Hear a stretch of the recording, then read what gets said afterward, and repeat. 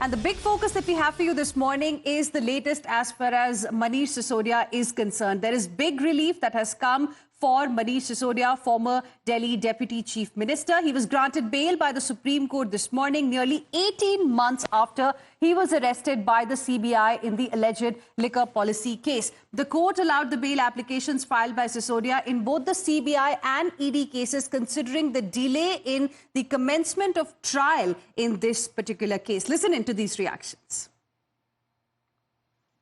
जांच की प्रक्रिया है उस पे भी सवाल उठाया। उन्होंने कहा है कि जब आपके पास दस्तावेज मौजूद है तो टेम्परिंग का कोई मतलब नहीं बनता। अगर इतने दिनों तक जो है आप इनको इनकार्सेशन में रखे हैं, इनको जेल में रखा है और ये जो है बेल के प्रिंसिपल के खिलाफ है, चाहे वो ईडी का केस हो, चाहे सेक्शन 45 हो, वो जो कार्डिनल रूल है बेल का वो जो है वो लागू होता है। और इस बात को ध्यान में रखते हुए कि ऑलरेडी जो है 17 महीने का जो है जेल ऑलरेडी मनीष सिसोदिया जी काट चुके हैं, तो सुप्रीम कोर्ट ने ईडी के तमाम दलीलों को खारिज करते हुए मनीष सिसोदिया जी को बेल ग्रांट किया है। और ईडी ने ये भी और सुप्रीम कोर्ट ने ये भी कहा है कि जो इन्होंने बयान दिया था कोर्ट में ईडी ने कि ट्रायल जो है वो खत्म हो जाएगा 6 से 8 महीने में, ये बिल्कुल सरासर ऐसा लगता नहीं है।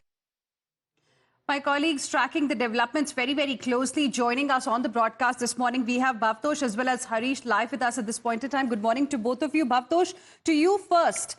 Of course, the kind of observations that have been made by the Supreme Court are very, very crucial. And the fact that the trial could not begin even after so many months is one of the reasons why this bail was granted today. Yes, Hina. In fact, one of the points that have been raised by the Supreme Court while granting bail to Manish Sisodia was the inordinate delay as far as the trial is concerned.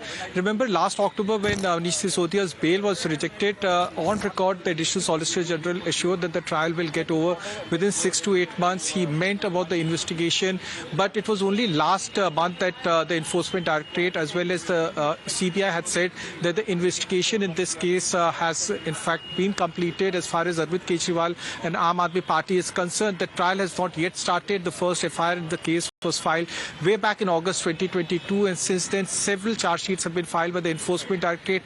8 in all charge sheets have been filed by the Enforcement Directorate. CBI has filed 5 charge sheets, and a mind-boggling 69,000 pages of documents have been submitted in the court, and that was one of the grounds on which the Supreme Court has decided to give bail, is the fact that the trial in the case has not started. There are hundreds of witnesses in this case who have not yet been examined by the court, so there is no point of keeping Manish Sisodia behind bars. Now, Manish Sisodia's bail was rejected last year, and the court also observed that there is no point making him run from pillar to post, because if he's being sent back to the trial court, then he will again go to the High Court, and they have said that both trial court and High Court should have noticed this while rejecting his bail, is that he has not moved one frivolous application so far.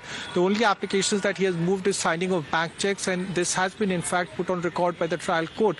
Now, what will happen as far as this case is concerned, that Arvind Kejriwal next week could move his application, that on condition of parity that he should be released on bail. As far as this case is concerned, his bail in the CBI case was rejected by the Delhi High Court few days back. Right. Bhavtosh, requesting you to stay on with us now. Given the fact that several leaders of the Aam Aadmi Party are behind bars at this point in time, there is a sense of relief that this development has brought within the Aam Aadmi Party. Here's a reaction coming in from Sanjay Singh. देखिए, ये सत्य की जीत हुई है, और मैंने जैसा पहले से कहा कि इस मामले में कोई भी तथ्य, कोई भी सत्यता नहीं थी। जबरदस्ती हमारे नेताओं को पकड़ पकड़ के जेल में रखा गया। मनीष सिसोदिया जी को 17 महीने तक जेल में रखा गया। क्या भारत के प्रधानमंत्री उनके जीवन के इन 17 महीनों का हिसाब देंगे? क्या भारतीय जनता पार्टी उनके इन जीवन के 17 महीनों का हिसाब देगी? माननीय सर्वोच्च न्यायालय का हृदय से आभार है, सर झुका के नमन है कि लंबे इंतजार के बाद न्याय मिला। बहुत बड़ा दिन है और देश की सबसे बड़ी अदालत में आज जो बातें कही हैं वो बहुत बड़ी मील का पत्थर साबित होंगी। उन्होंने कहा जब फैसला आया तो अभिषेक मनु सिंघवी साहब ने कहा कि आपका बहुत धन्यवाद, आपने रिजर्व करने के 3 दिन में ही फैसला सुना दिया। और कोर्ट ने मुस्कुराते हुए कहा it's a matter of somebody's liberty, every day counts, यानी कि कोर्ट इस बात को रिकॉग्नाइज कर रहा है कि आपने बिना ट्रायल के किसी राज्य के उप मुख्यमंत्री को 17 महीने जेल में रख लिया। आपने कहा कि 6 से 8 महीने के अंदर हम ट्रायल कंप्लीट कर देंगे, ईडी ने कहा, और 8 महीने बीतने के बाद आपकी ट्रायल शुरू ही नहीं हुई है। Gopal Italia, Aam Aadmi Party leader, is now joining us on the broadcast. So more on this. Good morning. Thank you very much for speaking with us here on Times Now. Your first reaction to this big development today, Manish Sisodia finally will be coming out of jail after 17 long months. Manish Sisodia जी के संघर्ष की जीत हुई है और तानाशाहों की हार हुई है। तानाशाहों ने ये सोचा कि देश में शिक्षा की क्रांति लाने वाले, स्कूल बनाने वाले एक अच्छे आदमी को जेल में बंद करके उनके मनोबल को तोड़ा जा सकता है। लेकिन अंत में आज ये साबित हुआ, माननीय सुप्रीम कोर्ट ने जमानत दे दी है और आज ये साबित हुआ कि दृढ़ मनोबल वाले मनीष सिसोदिया जी जैसे व्यक्ति के मनोबल को तोड़ा नहीं जा सकता। उनके संघर्ष की जीत हुई है। उनको बहुत से बार बीजेपी ने डराने, धमकाने, लालच देने का कोशिश की कि आप बीजेपी में आ जाओ, आम आदमी पार्टी छोड़ दो, लेकिन मनीष सिसोदिया जी ने जेल में रहना पसंद किया, लेकिन बीजेपी में जाना पसंद नहीं किया। और अंत में आज सत्य की, संघर्ष की जीत हुई है। इस बात की हम सबको खुशी है और मनीष सिसोदिया जी को मैं बधाई देता हूं कि उन्होंने संघर्ष की एक लंबी लकीर खींची है।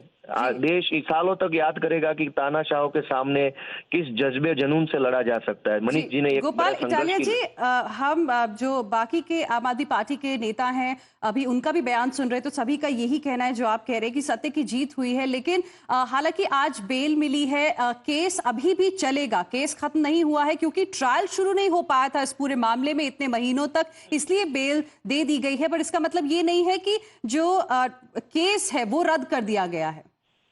नहीं, अगर आप पिछले 10 साल का रिकॉर्ड देखोगे सीबीआई का और ईडी का, तो 1% केस में भी ट्रायल नहीं चालू होती। बीजेपी साफ साफ ये करती है कि किसी भी राइवल पार्टी के नेता पे झूठे मूठे आरोप लगाओ, फर्जी मुकदमे में जेल में बंद कर दो, फिर ट्रायल ना चलने दो। ईडी अगर 10 केस करती है तो 10 में से 1% केस की भी ट्रायल नहीं चलाते हैं, क्योंकि उनको पता है कि फर्जी मुकदमा है, झूठा केस है। अगर ट्रायल चलेगी तो देश को पता चल जाएगा बीजेपी का सारा झूठ। और इसलिए चाहे मनीष सिसोदिया के अकेले के केस की बात नहीं है, ईडी ने जितने भी एफआईआर किए, जितने भी 1% केस में वो ट्रायल नहीं चला रहे, वो खुद नहीं चला रहे। क्यों? क्योंकि उसका झूठ का बहाना खुद hitting out at the BJP on the issues that are pending as far as such cases are concerned in the courts. Thank you very much, Gopal Italia, for speaking with us here on Times Now and sharing with us your first reaction. Let me now go across to my colleague Harish, joining us live as well. Harish, now as Bhavtosh was explaining to us earlier about the key observations and what happens next, I want to ask you, what are the conditions with this bail for Manish Sisodia? Okay, we'll go across to Harish in just a bit. For now, heading into a very, very short break. Don't